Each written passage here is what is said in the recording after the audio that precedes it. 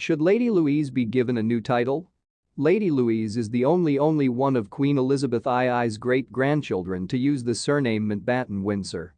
Lady Louise was the only member of her family not to see her royal title change after her father Prince Edward was conferred as the Duke of Edinburgh on Friday. Should she be given a new title?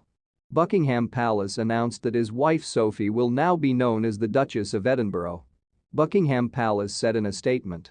His Majesty the King has been pleased to confer the Dukedom of Edinburgh upon Prince Edward on the occasion of HRH's 59th birthday today. The title will be held for HRH's lifetime.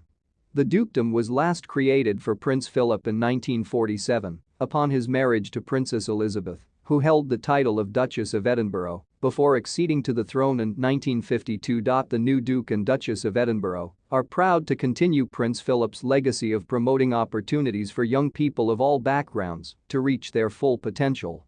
Royal tradition means that the couple's 15-year-old son James is now known as the Earl of Wessex, yet 19-year-old Louise missed out on becoming the Countess of Wessex. The succession to the Crown Act 2013, meaning brothers no longer take precedence over their older sisters, does not stand for them as they were born before it came into effect.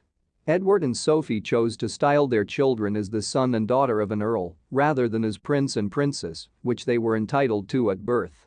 Sophie discussed her children's titles with The Times in 2020 and explained.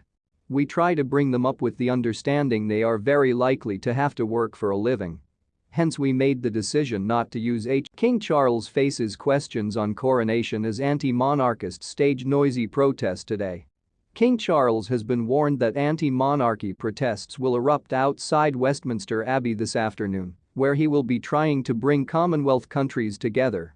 About 30 anti-monarchy activists are expected to stage protests outside Westminster Abbey, holding placards and shouting at King Charles as he delivers his Commonwealth Day message.